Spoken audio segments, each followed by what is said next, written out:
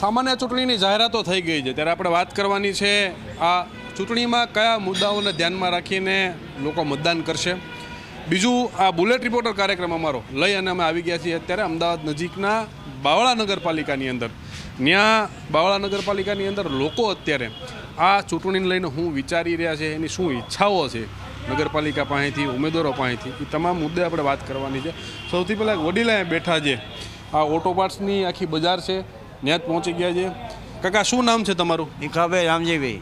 ભીખાભાઈ, મતદાન કરવા જાવ છો કે નહીં? હા, જાઉં છું. જાવ છો. તો આ નગરપાલિકાની ચૂંટણી આવી ગઈ આ વખતે, તો હું મુદ્દાને ધ્યાનમાં રાખીને મતદાન કરશો?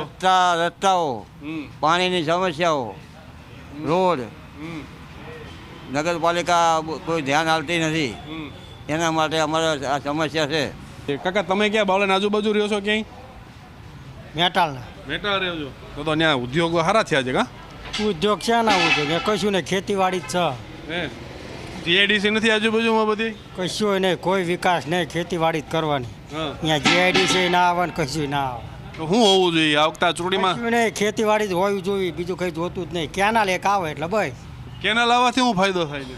ડાંગેર થાય ઉનાળાની, બીજું શું એમ જેમ હાલ એમ નહીં, બરોબર છે. હેરાન ન કરે તો સારું. એમ હેરાન ના કરે એટલે બસ. નગર હેરાન કરે તો પછી આજે ના, ખાલી અનાજના ભાવ મળે એ જ સંતોષ, બીજું કંઈ જોતું નથી. માલ વેચવા ક્યાંય બાવળા આવો છો તમે યાર્ડમાં? માર્કેટમાં જવાનું હોય એમ, અને આવો છો ત્યાં સુધી કોઈ તકલીફ રોડ રસ્તામાં ખરી? પુલ બીજો બની જાય તો સારું. ખેડૂતને એ તકલીફ પડે છે આવવા જવા માટે, એમ એટલે આ પુલ બને તો જ બરોબર છે. આ વખતે આ તમારી વાત જે છે એ તમારી સરકાર સુધી પુગાડવાની છે. કોને? સરકારને ખબર જ છે. સરકારને ન ખબર? બધે ખબર છે. બધું જતું રહ્યું, પૈસા લઈને જતા રહ્યા બધા. પણ કરવું નથી કોઈને કા? કરવું નથી.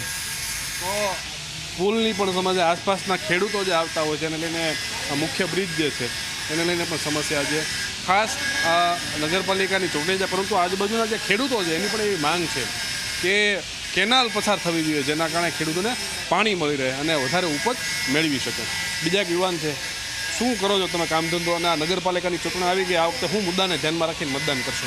મારો દૂધનો ધંધો છે, પણ તમે જુઓ ને અહીં આગળ ટ્રાફિકની સમસ્યા. પહેલી વાત, અહીંથી તમે સહેજ નજીક થોડા એક જ કિલોમીટર જાઓ, ઢેઢાર કરીને ગામ છે, આખું ચોમાસું આટલું પાણી, લગભગ 4 થી 5 મહિને અહીંયાથી કોઈ સાધન જ ના જઈએ તો એટલું બધું પાણી, એનો કોઈ નિકાલ જ નથી. એ લોકો લાયા એક માણસે હમણાં એ ટાઈમમાં શોર્ટ થઈને મરી ગયું અહીંયાથી. બીજું કે તમે હમણાં હાજના ટાઈમે અહીં નીકળજો, ટ્રાફિક જ એટલું, અંદર બજારમાં જાઓ, બજારમાં એટલું ટ્રાફિક.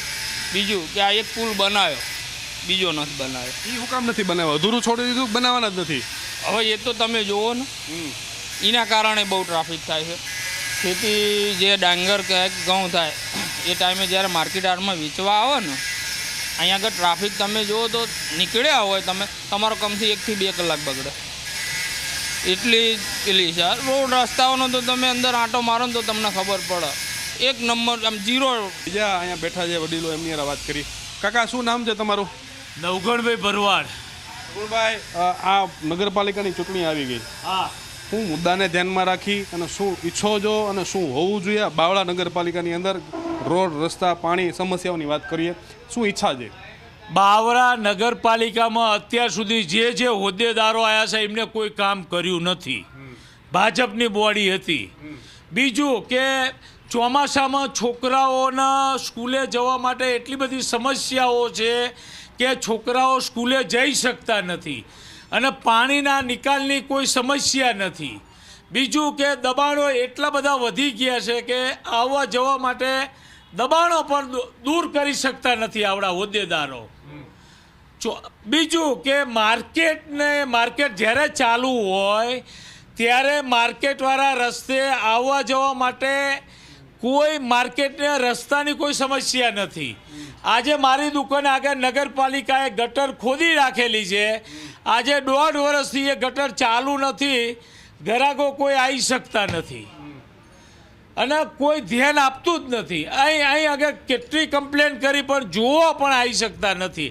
આ ગટરો ખોદેલી પૂરાઈ ગઈ છે. કેમ નથી આવતા? કારણ શું? તમે કીધું તો હું જવાબ શું આપે છે?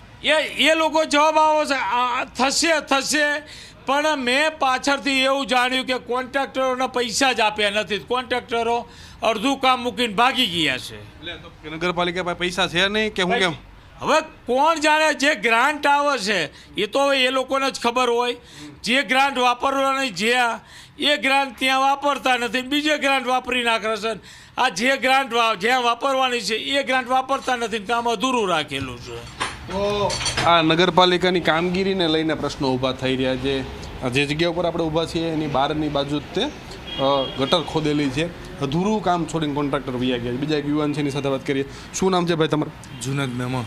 સુનેશભાઈ, હું નગરપાલિકાના ચૂંટણી આવી ગઈ, હું ધ્યાનમાં રાખવાના વખતે મુદ્દા મતદાન કરતા પહેલાં અને કેવો ઉમેદવાર કે કેવો વ્યક્તિ જોઈ તમારા વિસ્તારમાં?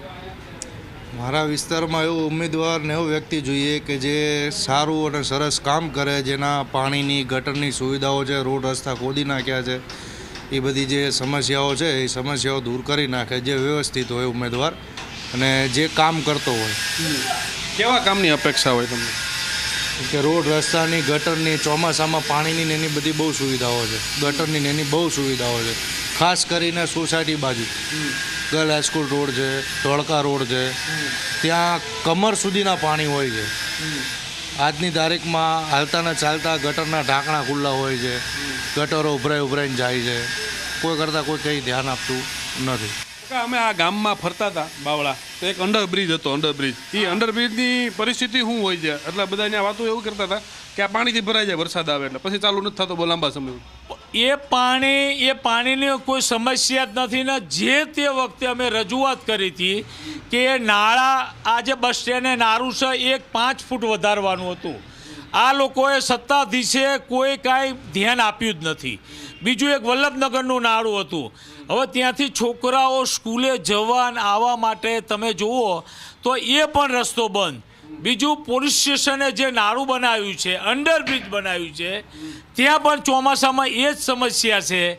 અને હોદ્દેદારો છે એ લોકલ અહીંના ખરા બાવરાના, પણ ચૂંટાઈ નહીં આવે ને રહેવાનું અમદાવાદમાં. હવે અહીંની શું પ્રાથમિક સુવિધા છે? એ લોકો સવાર આવીને સાંજે જતા રહે, રાત્રે વરસાદ પડે તો શું સમસ્યા છે એ લોકો કોઈ જોતા નથી. એટલે હવે પછી આ ચૂંટણીને ધ્યાનમાં રાખીને અંદર બાવરા જે રતો હોય એ લોકલ માણસને તમારે ચૂંટાઈ મોકલવાના છે. અમદાવાદ રતો હોય એને અમારે ચૂંટવવાના નથી. તો એક બીજી પણ સમસ્યા જે બાવળાની અંદર, અમદાવાદ અહીંથી નજીક પડે છે એટલે અહીંના ઉમેદવારો શું કરતા હોય કે હોય અહીંયાનું રહેણાંક, પરંતુ રહેતા હોય અમદાવાદ.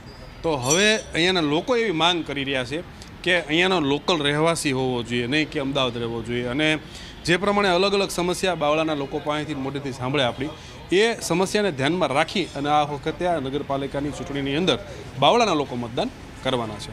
કેમેરામેન અમિત મકવાણા સાથે ઉદયરંજન, ઝી મીડિયા, બાવળા.